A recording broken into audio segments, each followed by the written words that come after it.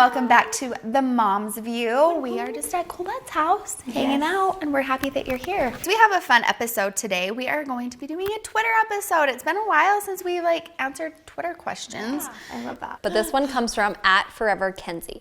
What are some pivotal moments in your lives that have brought you three closer as sisters? Oh, wow. That's cute. I think I'll start. Get it, girl. I think definitely moving to California. We were all stepping out of our comfort zone and trying something new and starting The Mom's View together, because it took a lot of time and it took a lot of sacrifice, but it was something we were so passionate about together, and we were working at it together. We've always been close, but it was just like when you create something together, it's just so special. So I really feel like that was a time when I got to know you guys on a whole other level, and I had never lived in the same city or town as you, so that was a first for me, and so that's always a time that I'll really cherish. I agree. I think that really bonded us together. I feel like for me and you, like when you lived with us, that was like amazing. I'm like, I have a sister again. It was a lot of fun. We would spend a lot of time like just chatting and staying up late, and I love that. And I loved when you were in there when Daxon was born. Yeah, that was really special to me. So awesome. It made me feel really grateful for you. Yeah, I was like, Colette. I remember I was just like, what's going on? I wanted to just like do it for you, but not really. But like, I remember you being like, Colette is so strong. I was amazed. It was just like, wow. It's a crazy thing. It's very cool. Was it this episode I talked about my veins, or the last one? The last one. The last one I was talking about veins. I was thinking about that. I'm like, why don't I get squeamish when I think about having a baby and like all that stuff? Because that's harder. Yeah. But then like the vein stuff made me really squeamish. I think because people have been having babies for so long that I just kind of trust the process. But then the vein Maybe it also feels more natural too. Yeah. You know what's funny about that? When I went in to have Braylee, my first, I passed out when the nurse was talking about her getting her pictures after she was born, because I knew that when she was done talking, I had to get my IV. And that's all I could think about. Yeah. I was the same way. Like, I didn't know what was to come. If I would have only known, I would have been terrified and left. But I didn't know what was to come or how to have a baby, but I was mostly scared about getting an IV. And I passed out. Yeah, you forget about those things. You think about the huge picture, and they do the things like, we're going to give you a shot, we're going to give you an IV, and you're like, oh, I don't want to do all that either. I still think that's the worst part, getting an IV. I remember asking the nurse at one point, I was like, I promise if you let me go home, I'll come back tomorrow and try again. Yeah. She was like, it's too late for that. Like, sorry, but. I feel like I've been lucky because there was a part of my life where I got to live with you guys, and then there was a part of my life where I lived with you guys. So I felt like we've bonded at different times, and then I met you first, and I was so young, and then I was just like also young and in high school when I met you, or when you and Shay got married, and then I watched Gavin. Well, you guys were working, and so then I felt like I really got to bond with that new part of my life where I was an aunt. And so I've been really spoiled. I feel like with you two, I've like equally grown close to you, and we both have different relationships. But like as a whole, I feel like when we went to LA and got to go do the Mom's View, and it was just like us three in the apartment, those are the best. Those are the best times. Yeah. We just go get food and put on our sweatpants and go shopping and be like, today was a great day. I know. I miss traveling for that reason. Yeah, it was like good girl time. I really felt like that's been an eye-opener that I need that in my life. Like when we do these Moms View, it really like refuels me as a woman and like that friendship, you know? Jackson's like, are you gonna go film the Moms View this week? I'm like, why do I need it? And he's like, yes. Yes, you do. Get out some sister time. I agree. I was thinking the other day about how I don't really crave a lot of new friendships. Yeah. I've talked about that before. Or just really need friends. And I was like, well, duh. Because I have you guys and I have my sisters, and that's like really all you need. Just need some good camaraderie with you ladies. Well, and it's just nice because when you're family and you're best friends, you know you can trust each other. Like I know if I come to you, you're going to tell me the truth, even if it's hard to hear. It's just special. Yeah. Plus we're lucky. Like I feel like it's really rare when you have in-laws that you like, but I genuinely like you guys more than my brothers. So I like you more than your brother sometimes too. Just kidding. We're on the same playing field. I love you. Okay, our next Twitter question comes from Cade Flanagan. What is something on your bucket list? And I'm paraphrasing a little bit. Have you guys done anything that you fear, but you've done it anyways? So bucket list, and then a fear that you've done anyways or that you want to do. I'm a scaredy cat. You know what? It's something that when I started doing YouTube, I remember reading a quote that you should do something that you fear every day, because starting a YouTube channel was terrifying to me. I've always been like shy and scared to put myself out there. So, and I guess that was on my bucket list. You know, when you guys started, you always encouraged us, like, you should start. And I watched a lot of beauty gurus and wanted to do that. It just was interesting to me. I like to teach people, but it was so terrifying. But when I did it, it was the most rewarding thing, because you should do something that challenges you all the time, because it's so rewarding. So that is something that I did fear, but I did. Not like jumping off of something, because I'm not going to do that. And I would have to say, for my bucket list, something that I have wanted to do for the past couple of years is write children's books. Oh, wow. And I was motivated to do that because a lot of people have said, I like listening to your voice at night to go to sleep because it's soothing. You should read children's books. I was like, you know, I would really love to write children's books and then do the audio for them as well. And then when I had Winston, I was really inspired. Like, I could write all about Winston because he's brought so much light into our lives, and he's wild and he's funny, and I just love seeing the world through his eyes. And of course I did the same with my kids, but with my other kids, but it's just so fresh. And so I would really love to write children's books about him, kind of like a Curious George type thing, but like the world of Winston, something like that. Cutest ever. Yeah, I really want to do that. And also I want to write a book with Braylee. She's so interesting. Like, she can write things in a way that I would never think that a child could. And a long time ago, we started a journal between the two of us where I would write a letter to her about, you know, what was going on in my life and why things were going the way that they were going, and then she would write back to me. That's cool. So it was kind of going back and forth, and I wanted to do that because it's important to me to relate to her. And then we stopped doing that, and I would love to write a book with her, kind of the same thing, so that mothers and daughters can relate to each other through this book. That's such a good idea. So yeah, I haven't really told anyone because I don't really know what to do with that. That's so cool. Putting it out in the universe, it will come back it's gonna to you. happen. But it's interesting that you say that, because I get that all of the time, almost daily. Like, you need to do this, you need to do this. And I'm just like, I'll do it later. I'll try to find someone who can help me with that. I don't know what to do, somebody. but it's just like a constant reminder that I need to do that. My sister-in-law is a double English major, and she's wanted to like co-write books. So that could be like a perfect thing, because she's like, I am always like, please don't read my grandma on Instagram. She's a double English major, and she's only 23. She's so smart. I should talk to her. Yeah. Yeah, it was on my bucket list, or it was on my vision board that I made this year to start, and I just haven't done it because I don't know like the steps to take. It's kind of hard because you have this like great idea, and you're like, where do I start? And so then you start, but then it's like getting that ball rolling. It's funny how different people have different fears.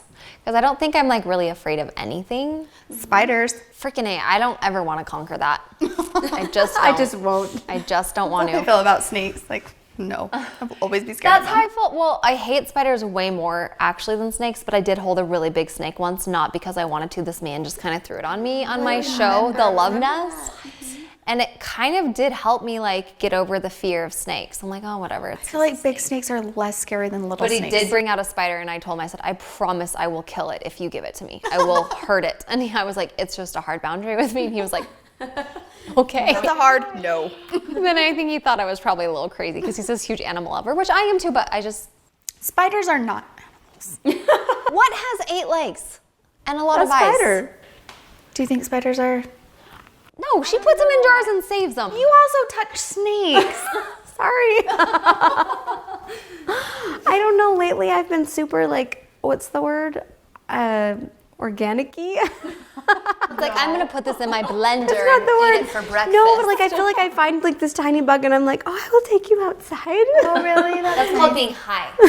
Well, I wasn't high when I did that, but maybe it is. I don't It know. depends on the bug. Some bugs I let free. Some That's like how I feel I about don't want all you to bugs. spite Like, me. I don't want to squish or kill them, but when it just comes to spiders, it's like, I see red. You're like, Right now, I feel like there's going to be one on me today. It's going to be like karma. Oh, just kidding. well, Do you we're have not a talking about spider? books yet today, but Oh, I was like, if you think about it too much, it could happen. because you're drawing that into your life. I'd rather jump off a cliff. I'd rather do a lot of things than that. Is there a fear that you have conquered that you feel like was really, really scary, but you did it? Getting married. That's true. That's scary. No, I feel like trusting for me is really hard. I feel like I've been through some ups and downs, and so like trusting for me still isn't a natural tendency. Like I still have a hard time sometimes with Jackson, and he gives me nothing to be worried about, but just like who I am as a person. I'm very independent and very like headstrong. I don't think that that's like a not trusting nature, but you know what I'm saying? Like that kind of goes against that. But then also like totally and 100% giving my life over to someone and just trusting them with that has been like, that's really, really hard because it's like a very vulnerable thing. But the more I've done it, the more I've learned that it's been the best choice that I could have made. And I wanted to do it, but it was like one of those things where it's like, still hold my breath about it a little bit sometimes, you know? Yeah. But I think there's like, but that wasn't on my bucket list. I mean, I knew I always wanted to get married, but I think for me would be starting a business. And that sounds really weird because I feel like my YouTube is my business. But I've been reading that book, Big Magic. I think we talked about that. I've been reading that one too. And she talks about like there's like whisperings of the universe that will come to just you. And like if you're in the right place and you're prepared mentally, that the universe will whisper something that's just for you. And if you don't listen, it will pass you by.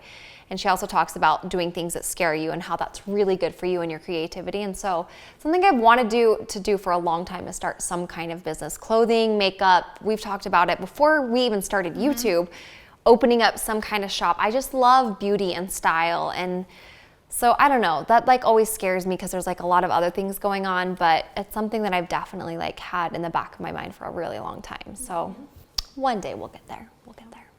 Oh, you guys are amazing. I just want to say that. Amazing. You guys inspire me. I feel like this year has been my year of fear, my year of conquering fears, because I've always been a very fearful person. I was thinking about this.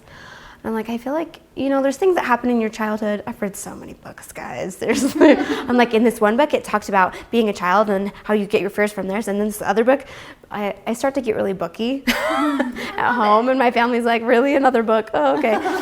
But I haven't really read up until this year. Like I just kind of put that on the back burner. Thought, you know, when I have time to dedicate time to myself, I will do it. Well, you're never going to have time, so you just need to do it. And I just started reading more books and realizing that concept. Like I need to do what I'm most afraid of because I'm shrinking. Right. Do you know what I mean? Yeah. Like I found myself shrinking, and like I literally like just felt like the world was crushing in. I'm like, what is happening to me? Because I wasn't living, wasn't being who I felt like I wanted to be and who I needed to be for my kids and for myself and my husband. So one of the main fears that I overcame that was like the first like oomph was learning how to ski. Yes, I was so proud of you when I saw you in the mountain. I was so like, terrified. she's like the best form. And I was like, oh, look at Colette. Well, just ask Shay how many times I yelled at him, like, bless his heart. He was very patient with me. But I was so mean on the mountain. But I told myself, I was like, you have to, Colette. And like, I would cry. I was at the top of Stacy's on the hill, and it's so steep. And it was foggy. I couldn't see anything. And I was just like, I have to do this. And I was like bawling. And Shay was just like on the sideline watching me, like, I have to stand back and just let her do her thing. And I did it, and I crashed like probably 4 or 5 times down that hill, but I went down. And I was just like, I did it. Yeah. And it was amazing for me. Like, I knew I could do it. I failed because I crashed, but I also did it. You know what I mean? So then you like didn't fail. Like that's, yeah, like that's what I was afraid of. Like, I'm gonna die, I'm gonna hurt myself, like I'm gonna like fly off the edge of the mountain and like go into heaven or something. I don't know. But I did it, and I was so grateful for Shay for, you know, supporting me. But for some of you, they're like, really, it's skiing, Colette. But to me, that was a huge deal because I've been terrified my whole life. Skiing is scary. I've always been on the bunny hill and hated the bunny hill. And then I never went again. Like, I went twice. But anyways, so that's the fear that I conquered. And I think on my bucket list, I have a billion things now. Now that I know that doing things that scare you is actually what makes you grow, it makes me excited. It makes me like, okay, what else scares me? Yeah. Skydiving. Oh no. Crap. Okay. We're gonna have to like So I'm- tame Colette back. Colette's on the roof again. We gotta get her down. No, but I think not only like things that scare you physically, but things that scare you emotionally. Like being vulnerable, YouTube opening up, like singing, anything. Like there's like the possibilities are actually endless right now. I have a big bucket list. Good girl. You guys just wait. Watch out for Colette. Teresa. You know what I think is interesting about conquering our fears is I know from talking to you about conquering that fear of skiing wasn't only about skiing. It's about so much more. So And usually that's what they are. Like it comes Right. back to. yeah, just like letting go and knowing and believing in yourself and just being in that moment. There's so many things when you conquer a physical fear. That's so true. It's a good feeling though when you do. You're just like, I can do hard things. I can do it. I know. I feel like this is a good topic because I've been reading that book too, and it made me feel like we are creative beings. Like I wasn't using that, and so I'm so glad you want to write a book. That's so cool. All right, well, I think that is like a great feeling to leave on. I feel inspired and happy and just blessed because you guys are so amazing. I'm going to put mine on the bottom because my nails look real bad. I believe in us. You was kind, you was smart, you was important. And we believe in all of you guys watching. So make sure that you are making your bucket list and conquering your fears. Know that we are right behind you, believing in you every step of the way. Thank you so much for always watching. And make sure that you subscribe to The Mom's View. We love you and we'll see you next time. Bye-bye.